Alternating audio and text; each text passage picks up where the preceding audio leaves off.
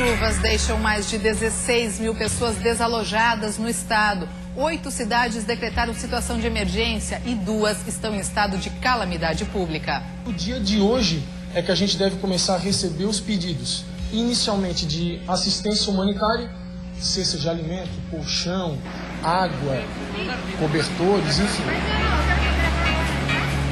Rodovias também foram afetadas e vários trechos estão interrompidos. A Serra de Corupá está totalmente fechada, sem previsão para liberação. Greve no transporte coletivo de Criciúma completa uma semana. Frota mínima continua circulando pela cidade. Uma reunião deve ocorrer às 14h novamente no Tribunal Regional do Trabalho. Uma nova assembleia entre os trabalhadores também deve ser realizada ainda hoje. Festa do Pinhão, mais de 300 policiais vão garantir a segurança no evento. A gente fez convocação dos policiais que estavam no período de folga para fazer um incremento na segurança. O Notícias da Redação desta segunda-feira já está no ar.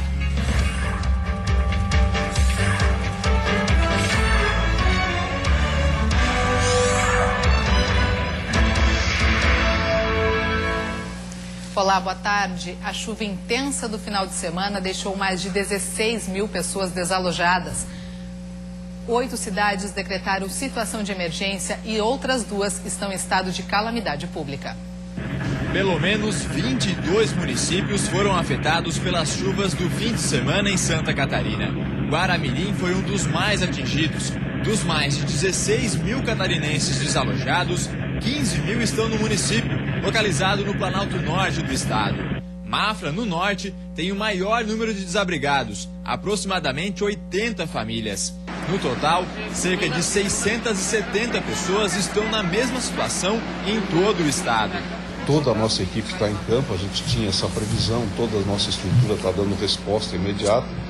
Nós, graças a Deus, não temos nem mortos, tivemos uma situação muito difícil em Guaramirim, mas o socorro chegou, eles estavam numa região com centramento, mas puderam nos orientar por telefone celular, nossa equipe agiu, isso tudo está sendo feito pontualmente na ponta da linha, toda a equipe está atenta, né, e trabalhando.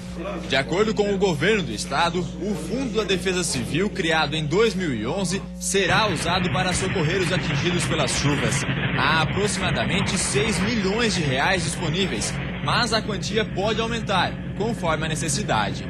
Desde os acontecimentos, todos os nossos coordenadores regionais já estão em acompanhamento nos municípios, ajudando nos levantamentos de danos, assim como na orientação aos prefeitos municipais com relação à decretação de situação de emergência e tal. No dia de hoje é que a gente deve começar a receber os pedidos, inicialmente de assistência humanitária, cesta de alimento, colchão, água, cobertores, enfim, material básico de subsistência, e a partir da próxima semana, aí sim um apoio na recuperação da infraestrutura municipal. A cidade que registrou o maior volume de chuva foi Corupá, no norte do estado, com aproximadamente 350 milímetros. O município de Jaraguá do Sul também ficou debaixo d'água. O nível dos rios subiu mais de 4 metros acima do normal. Em Guaramirim, o helicóptero Arcanjo do Corpo de Bombeiros foi usado para resgatar uma criança que teve a casa atingida por um desmoronamento. Ela foi encaminhada ao Hospital Infantil de Joinville.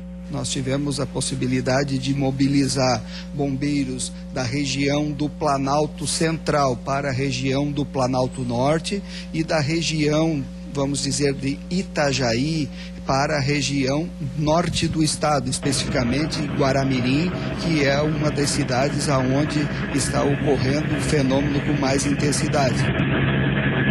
Municípios do norte do estado como Canoinhas, Corupá, Jaraguá do Sul, Três Barras e Mafra, e do Vale do Itajaí, como Timbó, Vitor Meireles e Rio dos Cedros, estão em estado de emergência.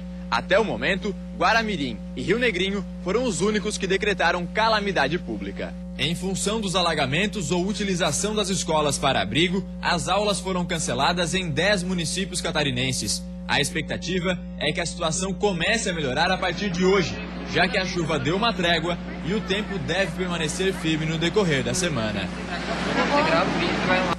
E as chuvas também causaram transtornos aos moradores do meio-oeste do estado. Em Caçador e Videira foram registrados alagamentos. Em Caçador, 6 bairros alagaram por causa da chuva que nas últimas 96 horas gerou um acumulado de 152,8 milímetros. 29 pessoas ficaram desalojadas e foram removidas para o ginásio Flávio Cruz. Com o volume de água baixando, a previsão é que algumas já possam voltar para casa à tarde. Em Videira, o rio transbordou por volta da meia-noite. 2 bairros tiveram alguns pontos atingidos e 6 casas tiveram transtornos. Tanto em Caçador como em Videira, segundo a Defesa Civil, a situação está controlada e não será necessário decretar situação de emergência. E você vai ver depois do intervalo, o casal morre após acidente em Itapema. O carro onde eles estavam caiu em um córrego. E ainda rodovias também foram afetadas pelas chuvas do final de semana. Vários trechos estão interrompidos. A Serra de Corupá está totalmente fechada, sem previsão para liberação. Nós voltamos com os detalhes já já.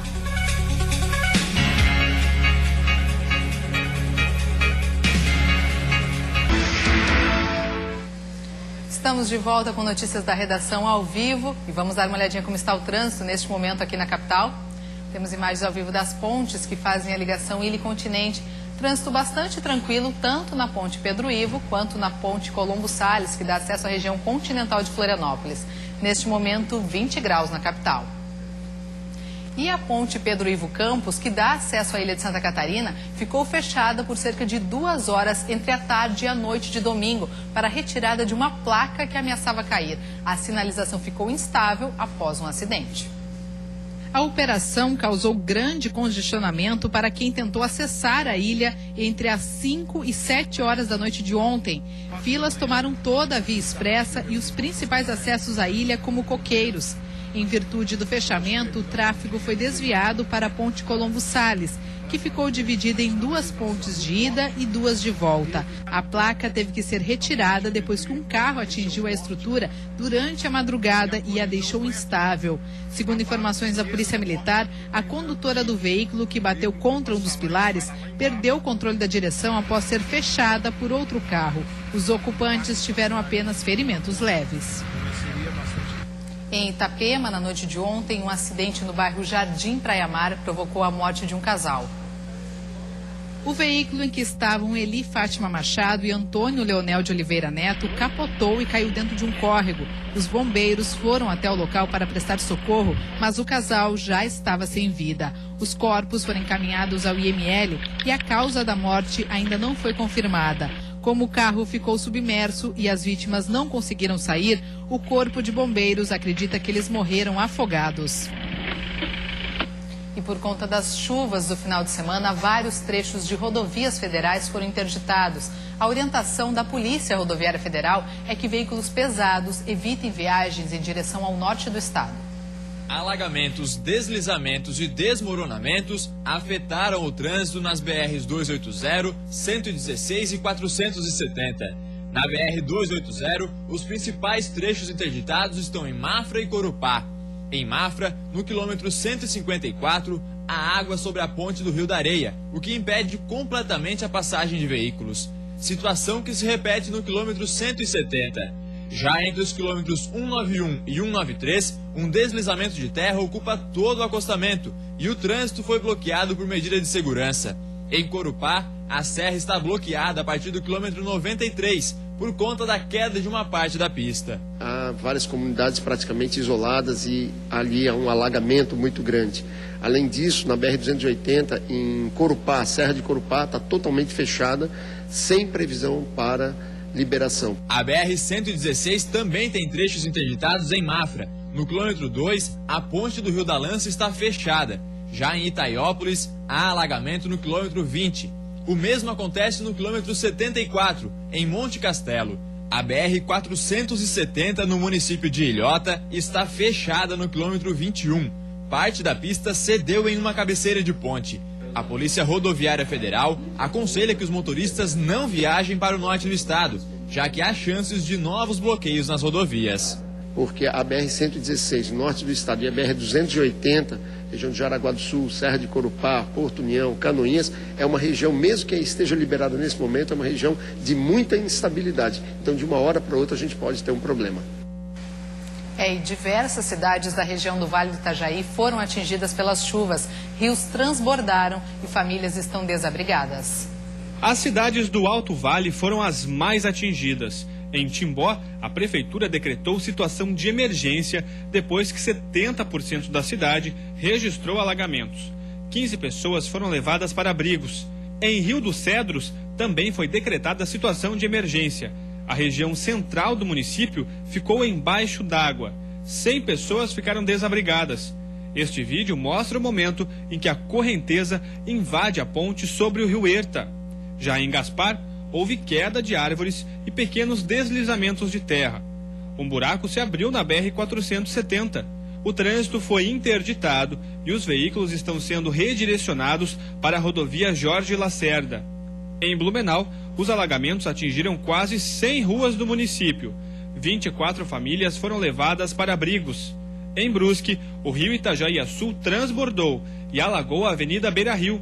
Também foram registrados 7 deslizamentos de terra no município, mas ninguém se feriu. Já em Itajaí, 7 bairros foram atingidos pela cheia. Tivemos chuva na casa de 160 milímetros, um valor acima da média climatológica, mas mesmo com o comportamento da bacia na cidade de Blumenau e também na cidade de Brusque, a cidade de Itajaí não corre risco de um problema maior. O que não se descarta são problemas pontuais, principalmente agora no horário de meio-dia e também durante a madrugada, entre meia-noite e 40, onde vamos ter um pico de maré de 1 metro. Então essas áreas estão sendo trabalhadas pontualmente pelos agentes da Defesa Civil, também com uma grande parceria com o nosso Codetran. A previsão da Defesa Civil é que o nível do rio Itajaí-Açu continue baixando nas próximas horas. Aqui em Itajaí, o trabalho agora é de monitoramento, principalmente nas regiões de encostas, inclusive nos locais que já apresentam um histórico de deslizamento de terra. E depois do intervalo, greve no transporte coletivo de Criciúma completa 1 semana e frota mínima continua circulando pela cidade. Uma reunião deve ocorrer às 14h novamente no Tribunal Regional do Trabalho. Uma nova assembleia entre os trabalhadores também deve ser realizada ainda hoje. E ainda, mais de 300 policiais vão garantir a segurança da Festa do Pinhão em Lages. A gente fez convocação dos policiais que estavam no período de folga para fazer um incremento na segurança. Nós voltamos em instantes.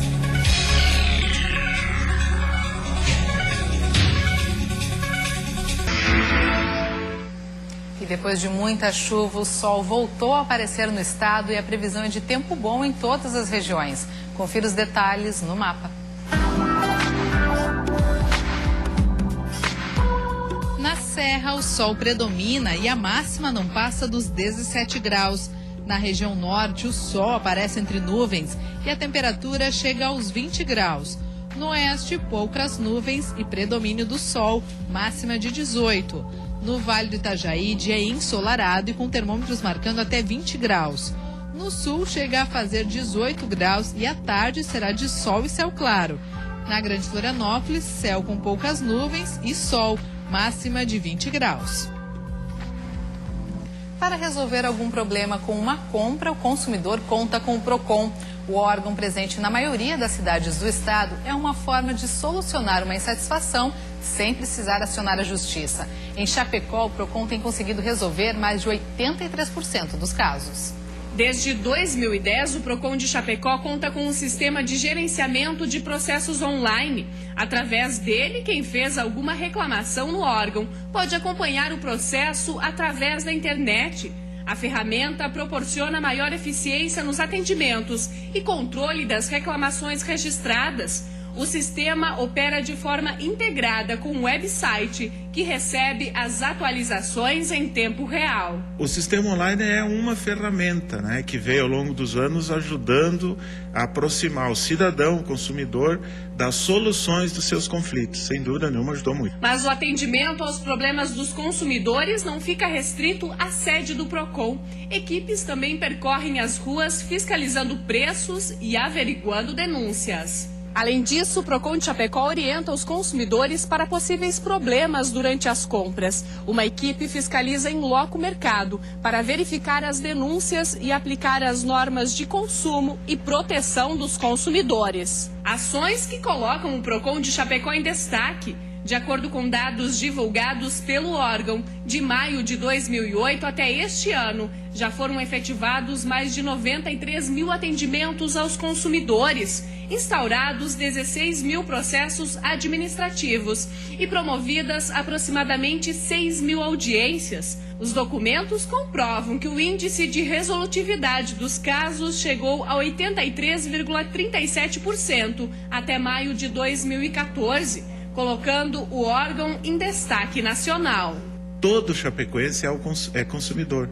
De uma forma ou de outra, todos nós somos consumidores. E o PROCON é, sem dúvida nenhuma, um órgão do município de Chapecó que tem uma das melhores resolutividades do estado de Santa Catarina. E isso nos orgulha muito e os números demonstraram isso dos últimos 5 anos agora.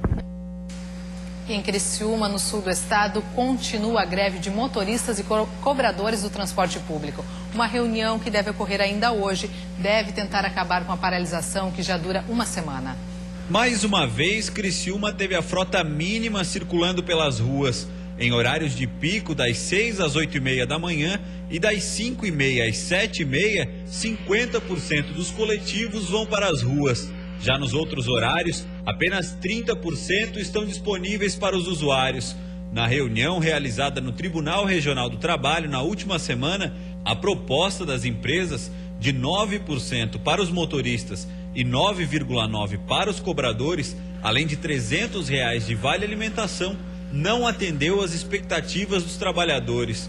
Os grevistas já fizeram uma contraproposta, mas ela ainda não foi analisada pelos empresários. Os percentuais propostos não foram divulgados. Uma reunião deve ocorrer às 2h da tarde, novamente no Tribunal Regional do Trabalho. Uma nova assembleia entre os trabalhadores também deve ser realizada ainda hoje. Enquanto isso, passageiros esperam até 20 minutos por transporte no terminal de Criciúma. A greve teve início há exatamente uma semana, quando os trabalhadores já não se sentiam mais representados pelo sindicato da classe e resolveram tomar a frente das negociações. As empresas só reconheceram o movimento dos grevistas depois de 3 dias de paralisação, o que atrasou ainda mais as negociações. E com menos de uma semana para começar, a Festa do Pinhão em Lages terá segurança reforçada este ano. Mais de 300 policiais vão garantir o policiamento no evento. Nas rodovias, o movimento ainda é tranquilo na Serra. Cenário que deve mudar a partir desta sexta-feira. Com a abertura da 26ª edição da Festa do Pinhão, o fluxo de veículos deve aumentar nas estradas. Esse ano, com a realização da Copa do Mundo, mais de 100 policiais rodoviários do estado foram chamados para trabalhar no evento. Só do Planalto Serrano foram 7. Mas apesar disso, a Polícia Rodoviária Federal garante que a segurança nas rodovias não será prejudicada. A gente, sabendo já disso, a gente programou, não vai ter nenhum policial de férias durante esse período. Não vai ter nenhuma dispensa. E durante a Festa do Pinhão, também para ajudar mais, a gente fez convocação dos policiais que estavam no período de folga para fazer um incremento na segurança. Com as obras da BR-282 no perímetro urbano de Lages, a PRF acredita que deve dar maior fluidez ao trânsito. Além de policiais nas rodovias com bafômetros e radares, terá também fiscalização no acesso ao parque. Vai ficar muito mais fácil o acesso à cidade e para a festa, né? Essa equipe que vai ficar de prontidão ali é justamente para facilitar isso aí, para prestar informação para o cidadão e organizar o trânsito se necessário. Já aqui no Parque de Exposições Conta Dinheiro, local onde a festa acontece todos os anos, 315 policiais farão policiamento de forma ostensiva. O objetivo é garantir a segurança aos visitantes dentro e fora do parque. Inclusive com a presença de helicópteros, a presença de policiais de fora, hein? Vamos ter um contingente, um ostensivo dentro e fora do parque para dar aquele sentimento realmente de segurança. Além disso, policiais dentro do parque ficarão em plataformas para ter uma visão mais ampla do local. A Festa do Pinhão começa na sexta-feira, dia 13, e vai até o próximo dia 22. Mais de 250 mil pessoas são esperadas para o evento. E hoje a gente fica por aqui. Uma boa tarde de segunda-feira para você, um bom início de semana e até amanhã, 1h05 da tarde.